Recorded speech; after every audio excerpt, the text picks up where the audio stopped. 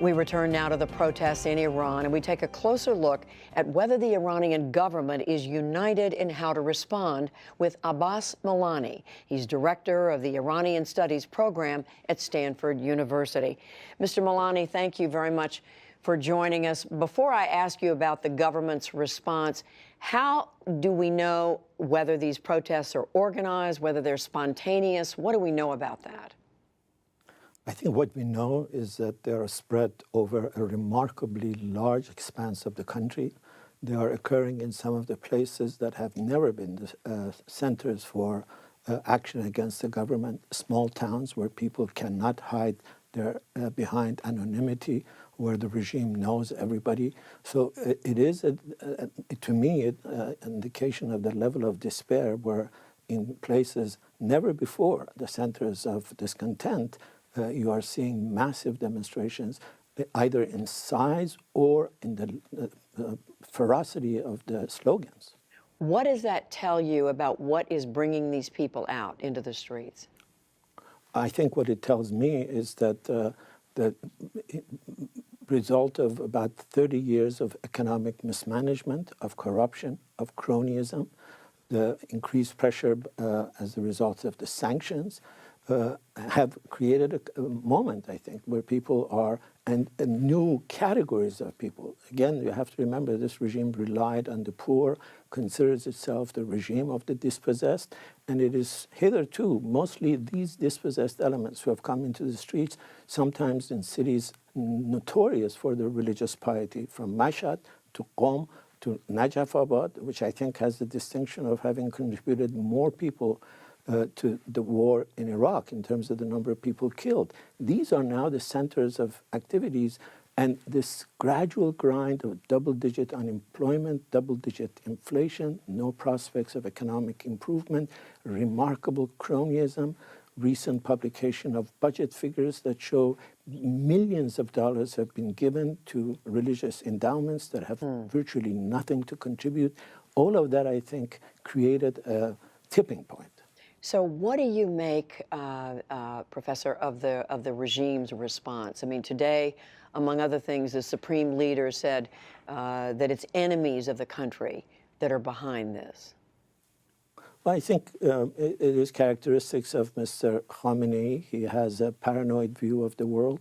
He does not believe that he has made any mistakes. He has yet to accept any mistakes for any of the major policy decisions that he is directly responsible for. I think many in the regime, including Rouhani, have long realized that the status quo is not tenable. They know the level, they knew the level of disgruntlement. They knew the more serious economic structural challenges that are on the horizon. Iran faces some truly remarkable economic challenges, from the falling price of oil to water shortage, to unemployment, to the failure for investments to come into Iran. None of these can be solved unless Mr. Khamenei and his conservative allies accept responsibility for the catastrophe that they have created hitherto, and maybe allow, maybe it's not too late yet, maybe allow more prudent policies to emerge. And do you believe there's a chance he will do that? Everything I know about him, everything I have read of him, everything I have watched of him, unfortunately doesn't give me room for optimism. My only hope is that people around him and people who have a stake in the regime, people who realize the bloodshed that will come, will prevail upon him to change his views. I hear that he's going to give a talk this Friday, and if the talk that he gave this morning is any indication, I see very little hope of the much, much needed tone of contrition that he needs to have. Is there room for dissent, for debate within the leadership of the country? I think there is. I think there is considerable room for factional dissent within the regime. They don't make it public. Occasionally it emerges in public. They all have to be very careful of not causing the ire of Mr. Khamenei. And I think that has been one of the problems. Again, for example, there are a number of people who have been arrested illegally. They're under house arrest, the leader of the Green Revolution. Most leaders of the country, other than Khamenei, know that this is a stupid policy. It's illegal. It is counterproductive, but they don't dare openly challenge him. But behind closed doors, one hears unconfirmed reports that more and more people are beginning to realize that his path is virtually a path of a grim future for Iran, because I think the level of anger is so remarkable. And there are forces that are instigating more anger on both sides. And finally, just quickly, what effect do you see President Trump's tweets having? He's been very critical of the regime, calling them corrupt, saying it's time for change. Is that helpful or not?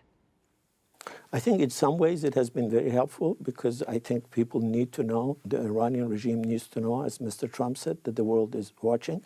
But some of Mr. Trump's policies of the past have made the effectiveness of those tweets, I think, less. The fact that there is a ban on Iranians, the fact that he has sided almost completely with Saudi Arabia in the region, the fact that he called the Persian Gulf the Arabian Gulf, all of these have helped undermine the potentially far more effectiveness of support, much needed support for the Iranian people. And I think Europe too. People are increasingly trying to see what Europe would do. Abbas Milani at Stanford University, thank you very much. Thank you.